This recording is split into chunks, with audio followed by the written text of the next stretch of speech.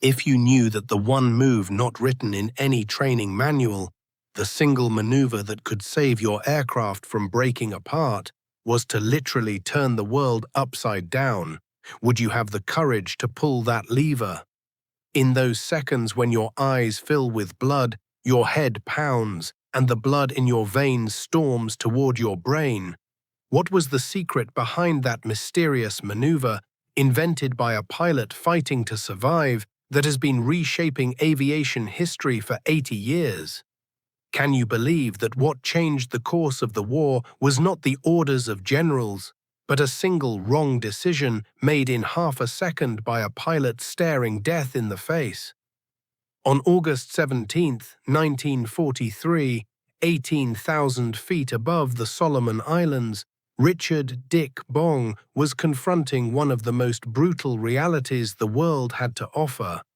In the heat of combat, survival sometimes meant surrendering not to reason, but to instinct. A few minutes earlier, two Lockheed P-38 Lightning fighter aircraft had been gliding side by side, looking almost like a single body against the brilliant blue of the Pacific. Now, his wingman's plane was spiraling through the sky in flames, falling toward the surface of the ocean. Three Japanese Mitsubishi A-6M fighters, known as Zeros, had descended on them silently, swiftly, and mercilessly. Bong was now completely alone. The lead Japanese Zero had locked onto the tail of his P-38 Lightning. He had 4, maybe 5 seconds to decide. If he hesitated, the 20mm cannon shells from the Japanese Zero would tear his aircraft apart. What Bong did in that moment was written in no training manual.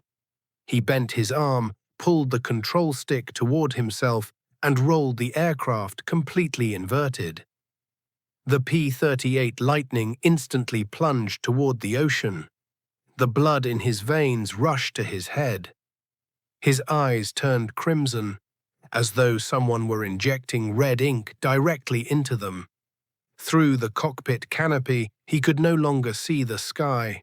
Instead, the vast, deep blue expanse of the Pacific Ocean stretched before him. The Japanese Zero pilot did not see what he had expected.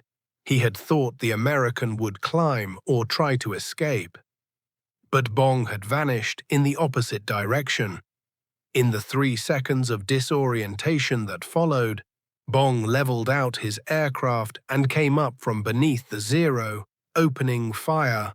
As the rounds fired from the P-38, lightning echoed through the empty sky. The Japanese Zero shattered to pieces. Someone had cracked open the door to something new that day. For American pilots in 1943 on the Pacific Front, the engagements being fought were not merely a war. They were a painful and often fatal lesson. The Mitsubishi A-6M aircraft, the Japanese called the Zero, was among the most agile fighter planes ever seen up to that point. Japanese aircraft designers had stripped away every component they deemed unnecessary.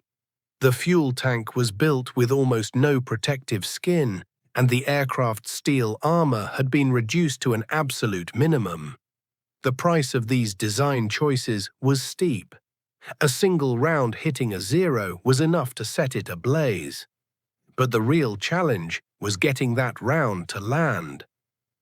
Japanese Zero fighters could execute a turning arc 400 feet tighter than their American counterparts, slipping right through them.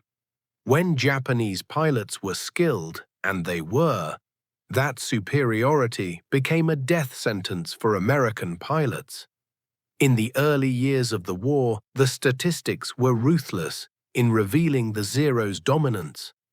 For every Japanese Zero destroyed, 3 American aircraft were lost. American planes could inflict damage on a single pass using their speed advantage.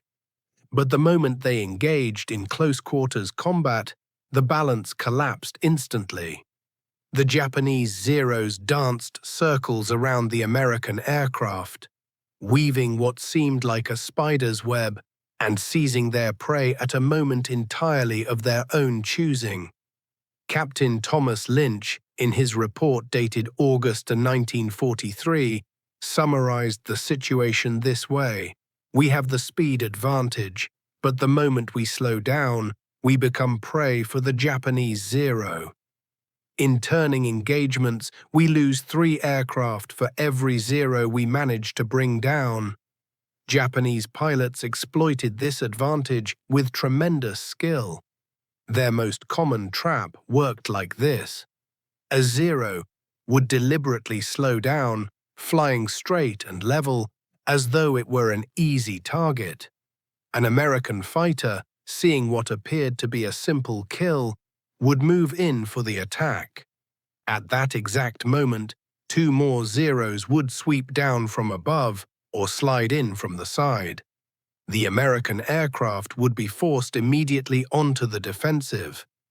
Going defensive meant executing a turn, and when an American aircraft turned, it became the Zero's target. What Richard Bong discovered on August 17th above the Solomon Islands was, in the world of aviation at that time, a truth considered nearly impossible. During normal flight, pilots are subjected to positive G-forces. Blood sinks toward the feet, vision begins to narrow, and beyond a certain threshold, sight blacks out entirely. But when the aircraft is inverted and the nose drops into a dive, the G-forces reverse. Blood surges toward the head. The tiny vessels in the eyes swell. The field of vision begins to redden, a phenomenon pilots called read out. It was as though someone had drawn a crimson curtain across their eyes. Aviation manuals from 1942 stated that negative G-forces were well beyond the limits the human body could endure. Even negative 2Gs could cause serious disorientation and retinal damage. Official guidelines explicitly prohibited inverted flight, but those studies had been conducted under sterile laboratory conditions, not while another aircraft was trying to kill you. The mathematics of war were different. Was it better to endure 2 seconds of red vision and escape a Japanese Zero's gun barrel, or to maintain perfect sight and become that gun barrel's target? This was not a matter of comfort. This was a choice between life and death. The logic of physics also justified the maneuver. When a Japanese Zero pilot locked onto an enemy aircraft's tail, he expected the target to climb or break into a horizontal turn. The option of the enemy rolling into an inverted dive simply did not exist in his mental playbook. Moreover, if the Zero attempted to mirror that maneuver, it risked serious consequences of its own. Its lightweight airframe might not withstand the negative G-forces. Engine failures could occur. Structural damage was possible. The P-38 Lightning's twin engines, by contrast, ran on an entirely different system. Both engines could sustain power without loss, even in inverted flight. This was no deliberate design choice. Lockheed's engineers had not planned for it. But in the middle of the war, it had become a life-saving feature. Major Thomas Lynch was a pilot serving with the 39th Fighter Squadron. While flying a patrol mission over Huon Gulf from Port Moresby, New Guinea, he encountered 8 Japanese Zeros. Rather than engage in the conventional horizontal fight, Lynch rolled his aircraft inverted the moment the lead Zero locked onto his tail, put the nose down into a dive, reached 400 miles per hour, and leveled out at 8,000 feet. The Japanese Zero pilot had tried to follow him, but could not. Lynch's maneuver was not merely an escape. As the aircraft dove deeper, it gained speed, and speed meant energy. Energy meant the ability to attack. After leveling out, Lynch pulled back into a climb. This time, he approached the Japanese formation from below. At an angle no one had anticipated, he shot down 2 Japanese Zeros. The other pilots in Lynch's formation replicated the maneuver and came through the engagement unscathed. There were no losses. Lynch recorded the incident exactly as it had occurred in his report. But the command structure paid little attention. The official doctrine still advised against negative G maneuvers. Major Lynch chose another way to share what he had learned. During breaks before flight briefings, he began describing the maneuver to other pilots. The inverted dive technique was straightforward.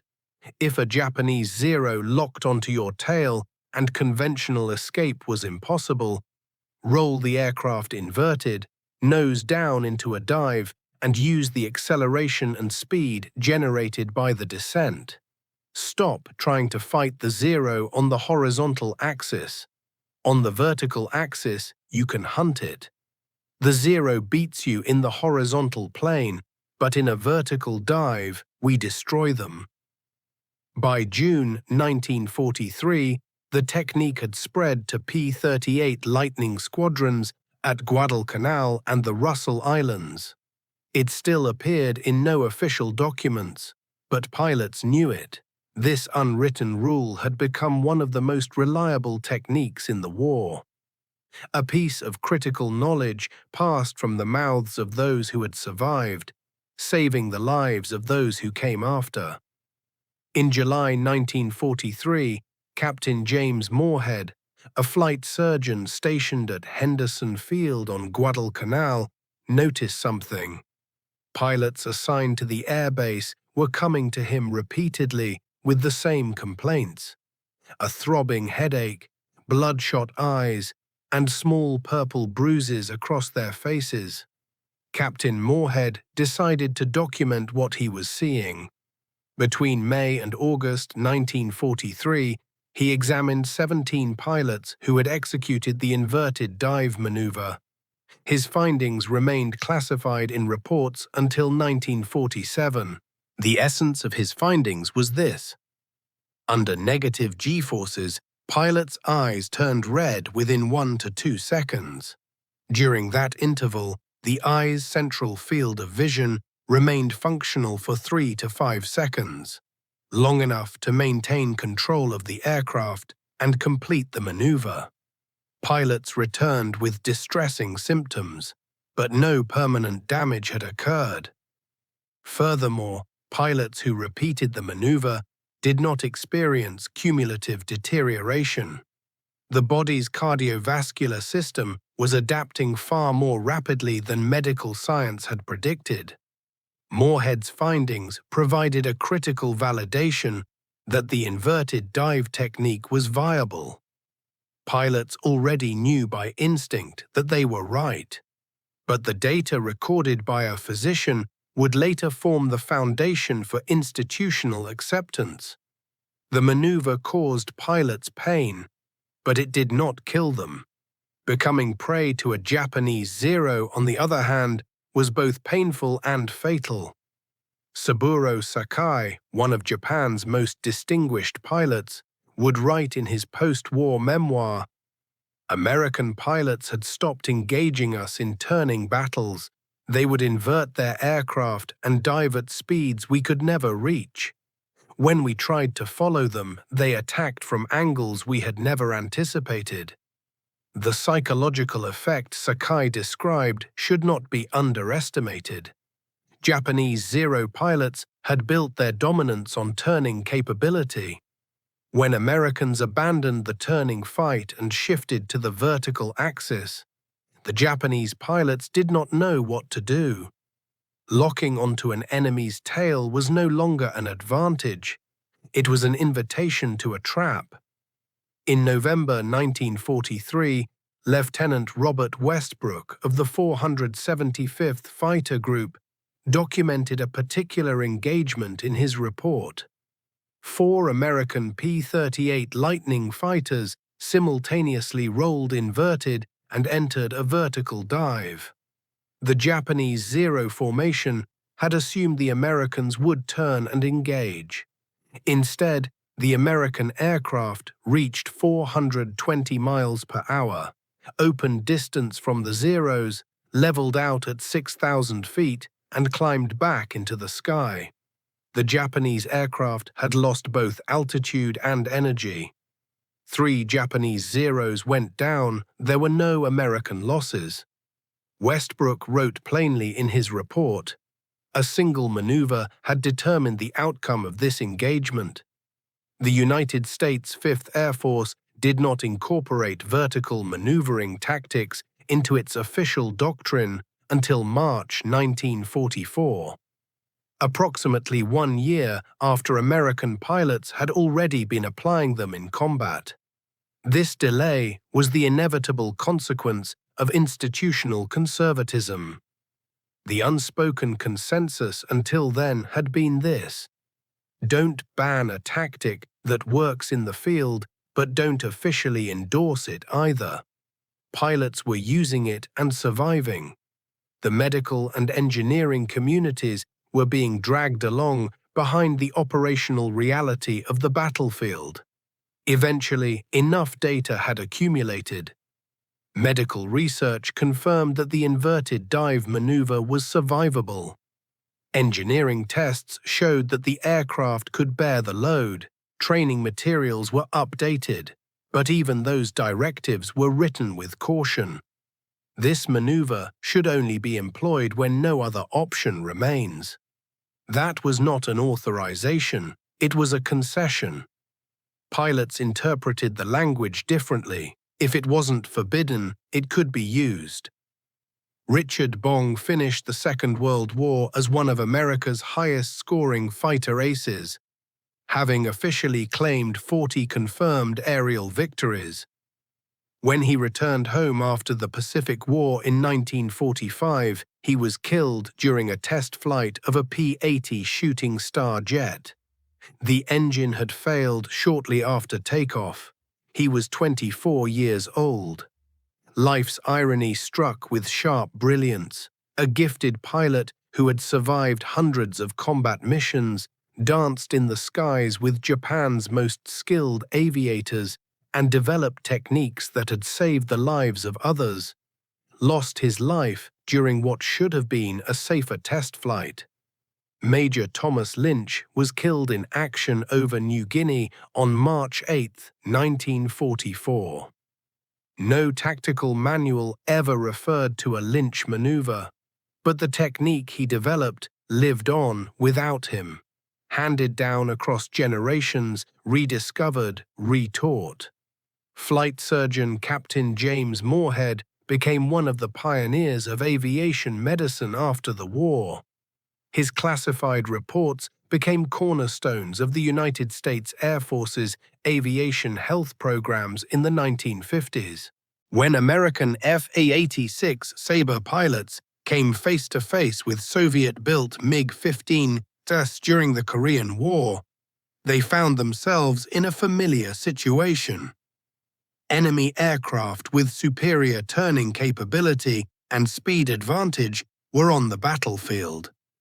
Joseph McConnell, one of the highest-scoring American aces of the Korean War, said in an interview after the war, "I learned the negative G-dive from Second World War veterans." The laws of physics and the psychology of the enemy hadn't changed, so the effectiveness of the maneuver we were using hadn't changed either. The Vietnam War was another test entirely.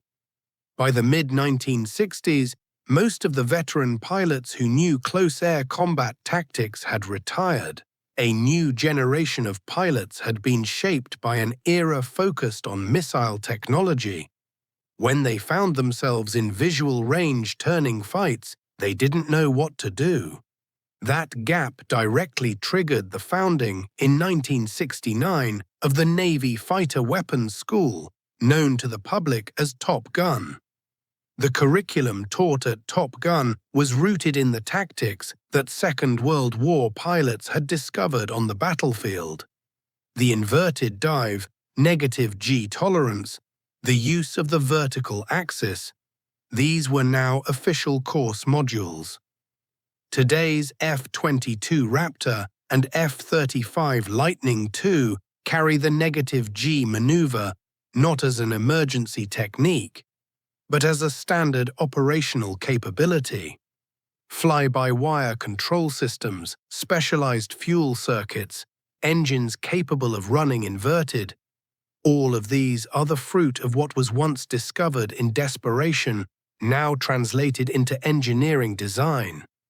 Aircraft have changed, but the human body has not. Pilots still experience readout, blood still storms toward the head, the skull still pounds.